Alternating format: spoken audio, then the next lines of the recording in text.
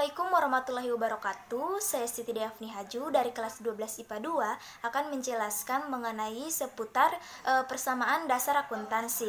Terlebih dahulu saya akan menjelaskan pengertian dari persamaan dasar akuntansi.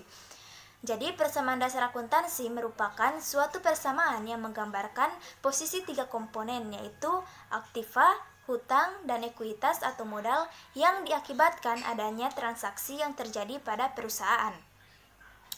Nah, selanjutnya untuk rumus persamaan dasar akuntansi. Jadi secara matematis rumus persamaan dasar akuntansi yaitu aktiva sama dengan hutang ditambah modal. Jadi ingat rumusnya yaitu aktiva sama dengan hutang ditambah modal atau aktiva kurang hutang sama dengan modal. Oke, selanjutnya. Nah, sebelum masuk ke contoh soal atau ke contoh kasus, terlebih dahulu kita perlu memahami kondisi yang biasanya terjadi di perusahaan. Nah, dapat kita lihat di sini ada dua posisi atau posisi debit dan posisi kredit. Nah, untuk aktiva sendiri itu selalu dituliskan di area debit, seperti kas, piutang, persediaan barang, perlengkapan, kendaraan, tanah, dan bangunan. Untuk hutang dan modal itu selalu dituliskan di bagian atau di area kredit, seperti hutang jasa, hutang usaha, dan modal pemilik. Oke, next. Nah, contoh kasusnya atau contoh transaksinya, Mrs. Najwa adalah seorang pemilik suatu perusahaan. Pada 5 Januari 2020, ia menyetorkan uang sejumlah 300 juta rupiah sebagai modal awal. Dan pada 8 Januari 2020, membeli kendaraan kantor untuk operasi usaha dengan harga 100 juta rupiah. Namun, dibayar tunai 50 juta rupiah dan sisanya akan dicicil. Nah, selanjutnya kita akan menganalisa transaksi yang terjadi tersebut. Transaksi yang terjadi pada 5 Januari dan 8 Januari. Oke. Pada di sini tertulis bahwa pada 5 Januari menyetorkan uang sejumlah 300 juta rupiah, yang artinya seperti yang kita bahas sebelumnya, apabila aktiva atau harga itu dituliskan di area debit, makanya di sini tertulis aktiva bertambah berupa kas senilai 300 juta rupiah di area debit ya. Nah, selanjutnya dikatakan bahwa ia menyetorkan sejumlah uang 300 juta ini untuk modal awal, dan makanya kita tulis di sini modal bertambah berupa modal Mrs. Najwa sebesar 300 juta rupiah. Nah, itu dituliskan di area kredit. Oke, selanjutnya transaksi yang terjadi pada 8 Januari 2020. Ia membeli kendaraan kantor untuk operasi usaha dengan harga 100 juta rupiah.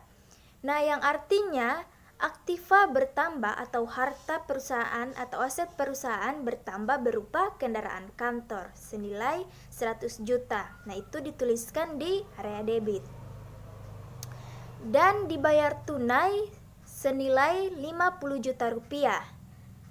Yang artinya aktiva atau harta kas perusahaan itu berkurang senilai 50 juta rupiah dan tertulis sisanya akan dicicil. Makanya di sini kita tulis hutang bertambah berupa hutang usaha sebesar 50 juta karena kendaraan dibeli untuk lancarnya operasi usaha. Oke. Nah, dari contoh kasus atau contoh transaksi tersebut, kita mendapatkan pemahaman bahwa seluruh akun aktiva saldo normalnya selalu di sebelah debit. Dan untuk seluruh akun modal, saldo normalnya selalu dituliskan di sebelah kredit. Nah, selanjutnya kita masuk ke analisa transaksi aktiva.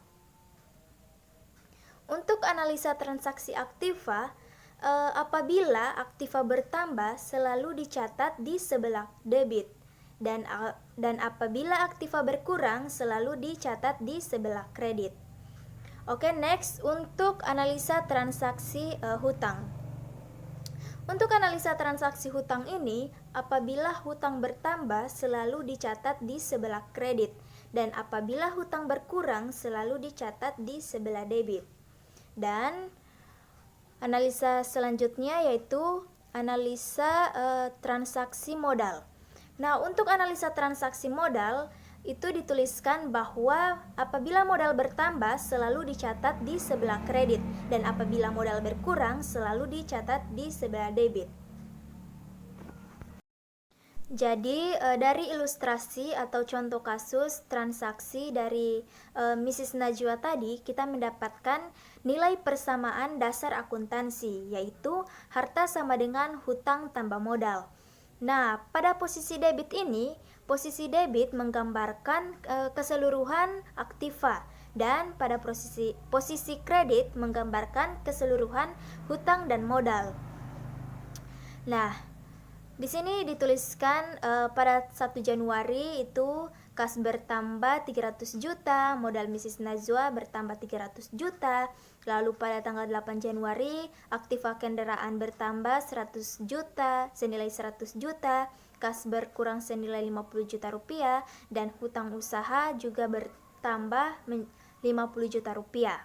Yang jika dikalkulasi, jika ditambahkan semuanya, seperti pada posisi debit 300 juta ditambah 100 juta dikurang 50 juta, nominalnya menjadi 350 juta rupiah. Begitupun pada posisi kredit, hutang usaha 50 juta tadi ditambah dengan modal dari Mrs. Najwa 300 juta sehingga mendapatkan nominal 350 juta juga. Nah, iterlah yang dinamakan dengan persamaan dasar akuntansi, yaitu di mana di setiap terjadinya transaksi, posisi keuangan atau posisi komponen harta, hutang, dan modal itu sama persis dengan nilai nominalnya. Jadi di setiap terjadinya transaksi itu harta, hutang, dan modal komponen-komponennya itu sama persis dengan nilai nominal rupiahnya. Oke, sehingga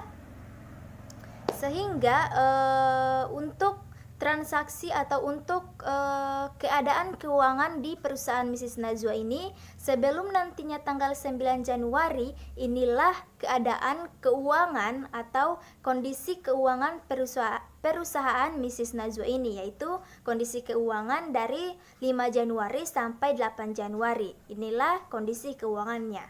Oke, sekian dari saya. Wassalamualaikum warahmatullahi wabarakatuh.